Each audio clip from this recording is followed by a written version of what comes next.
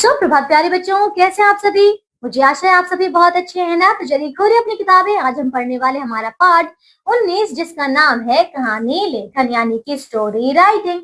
तो आइए शुरू करते हैं बच्चों हमारा नया पाठ कहानियों के बारे में। ठीक है, चलिए आइए देखते हैं। कहानी लिखना भी एक कला है। कहानी सुनना सभी को अच्छा लगता है। कहानी जीवन के एक अंग अथवा मनोभाव को प्रकट करती है।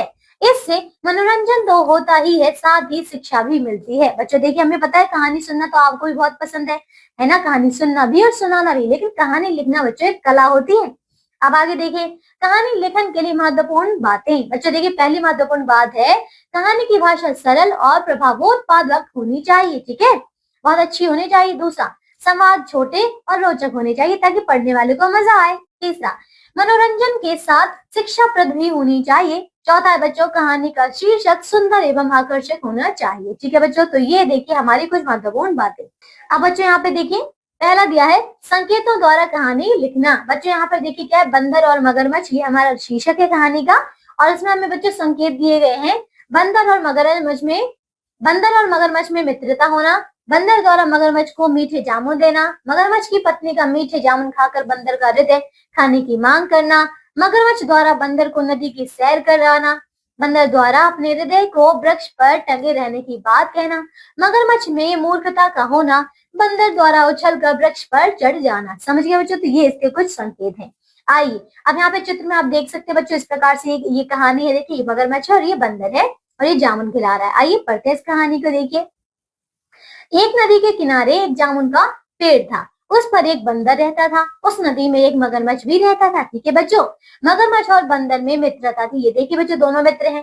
बंदर मगरमच्छ को मीठे जामुन खिलाता था। एक दिन मगरमच्छ ने कुछ जामुन अपनी पत्नी को ले जाकर खिलाए। ठीक है बच्चों, देख रहे हैं आप, इसने दे दिए, पहले इसको खिलाए और घर ले जाने के लिए भी दे दिए। मगरमच्छ की पत्नी ने जामुन खाकर कहा, जो रोज इतने मीठे जामुन खाता है उसका हृदय कितना मीठा होगा। मैं उसका हृदय खाना चाहती हूँ। अपनी पत्नी की इच्छा पूरी करने के लिए मगरमच्छ बंदर के पास जाकर बोला, मित्र, तुम्हारी भाभी तुमसे मिलना चाहती है। बंदर ने कहा, मैं पानी में कैसे जा सकता हूँ। मगरमच्छ ने कहा, तुम इसकी चिंता मत करो। आइए देखिए फिर आगे क्या हुआ। मैं तुम्हें अपनी पीठ पर बैठा कर वहां ले चलूंगा।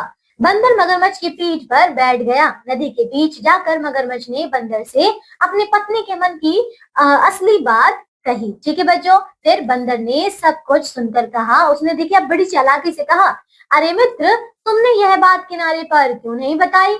हम बंदर हैं, उछल कूद करते रहते हैं, इसलिए अपना हृदय हम पेड़ पर टांग कर रखते हैं। अब तुम मुझे वापस पेड़ के पास ले चलो, मैं तो अपना हृदय वहां से उतार कर ले आऊंगा। मगरमच्छ ने बंदर की बात मान ली और उसे वापस किनारे पर ले गया। ठीक है बच्चों, बंदर किनारे पर पहुंचते ही उछलकर वृक्ष पर चढ़ गया और हंसते हुए बोला।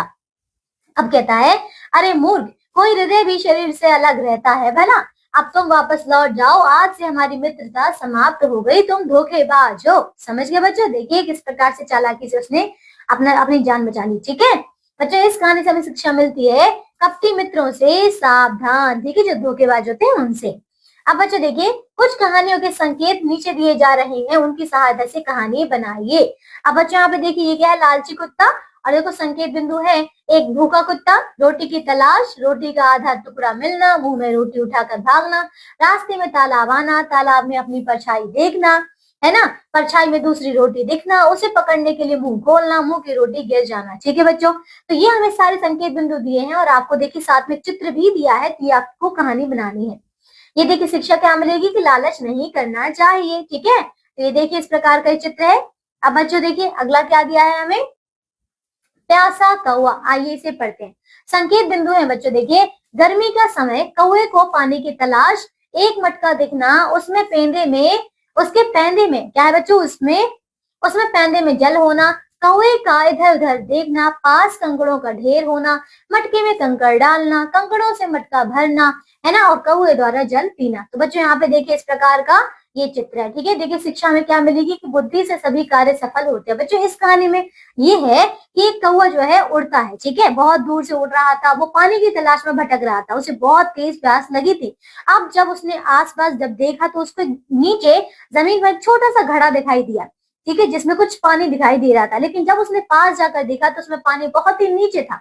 ठीक है, बहुत ही नीचे था। लेकिन बच्चों अब वो सोच रहा है कि इसकी चोंच तो जाएगी नहीं। तब उसने ध्यान लगाया बच्चों, और ध्यान से बच्चों धैर्य से उसने सोचा, आसपास में बच्चों कंकड़ उसे पड़े हुए दिखाई दिए।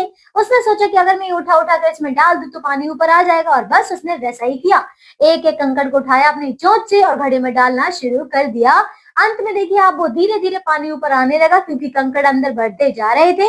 और बस जब पानी ऊपर तक आ गया, उसने पानी पी लिया और अपनी प्यास बुझाई और उड़ गया। समझ गए? तो इस प्रकार से आपको कहानी तैयार करनी है। ठीक है, अगली बच्चे देखिए यहाँ पे दूसरा, अधूरी कहानी को पूरी करना। बच्चों इस कहानी को आपको स्वयं पूरा करना है। ठीक है, तो आप पूरा कीजिएगा। ठीक है, चलिए आइए आगे। अब बच्चों यहाँ पे देखो क्या दिया है इसमें, ये देखिए। अच्छा बच्चों, कहानी लिखी है। ठीक है, आइए इसे पढ़ लेते हैं। एक गांव में एक ब्राह्मण रहता था। वह गांव से भीख मांगकर आटा लाता था। ठीक है बच्चों, भीख में जो आटा मिलता था उसमें से खाने के बाद बचे हुए आटे को मटके में डालकर खूंटी पर टांग देता था। ठीक है बच्चों, धीरे धीरे उसका मटका आटे से भर गया। एक दिन उसने मटके के नीचे खाट बिछाकर उस पर सोते हुए कल्पना की कि अब यदि मेरा विवाह होगा तो मुझे कोई चिंता नहीं है। विवाह के बाद मेरे बच्चे होंगे, मैं ब्राह्मणी पर अधिकार जमाऊंगा, है ना, वह मेरा कहना नहीं मानेगी, मैं नाराज होकर उस पर लात से प्रहार करूंगा। उसने ऐसा सोचते हुए अपनी लात का प्रहार किया। ठीक है बच्चों, उसकी लात ऊपर खूंटी पर टंगे आटे के मटके पर लगी, जिससे मटका फूट गया और उसका सारा आटा उसी पर बिखर गया। तो बच्चों हमें देखो यहाँ पे, ये थी हमारी कहानी। आप इस चित्र में देख पा रहे किस प्रकार से सारा का आटा जो है बिगड़ गया। ठीक है बच्चों, टूट गया, इसके सारे सपने भी टूट गए। अब बच्चों देखिए यहाँ पे तीसरा चित्र है, चित्र देखकर कहानी लिखना। बच्चों संकेत बिंदु आपको दिए गए हैं, और यहाँ पर देखिए यहाँ पे क्या लिखा। पहला, नीचे एक चित्र दिया जा रहा है जिसमें एक शिकारी भयभीत अवस्था में वृक्ष पर बैठा हुआ है। रात्रि का समय है, उसी वृक्ष के नीचे एक भालू खड़ा है, दूर से एक सिंह वहां आता है। बच्चों देखिए यहाँ पे इस कहानी को जो है आपको स्वयं से बनाना है, तो यहाँ पे देख सकते हैं। ठीक है, इसे बनाइएगा खुद से। आइए आगे। अब बच्चों हमारा इसी के साथ ये पार्ट पूरा हो गया है। हमने कई सारी कहानियां पढ़ ली हैं और बहुत सारे संकेत बिंदु भी आपको दिए हैं जो आप स्वयं से लिखेंगे। तो अब बच्चों आगे दिया आपको अभ्यास। अभ्यास में जो भी बच्चों प्रश्न उत्तर हैं, जो भी यहाँ पे कहानियां हैं, बच्चों इन्हें पूरा कीजिएगा और अच्छी अच्छी कहानियां बनाइएगा, ताकि जो पढ़ने वाला बच्चों आपकी कहानी को बहुत ही ज्यादा हृदय से, बच्चों बहुत ही ज्यादा मनोरंजक तरीके से पढ़े। समझ गए? तो आज के लिए सिर्फ इतना ही। अब हम मिलेंगे अगली कक्षा में नए पाठ के साथ। तब तक के लिए इन कहानियों को पढ़िए, इनसे शिक्षा लीजिए और बच्चों अच्छी अच्छी कहानियां बनाने सीखे। ठीक है बच्चों, बाय।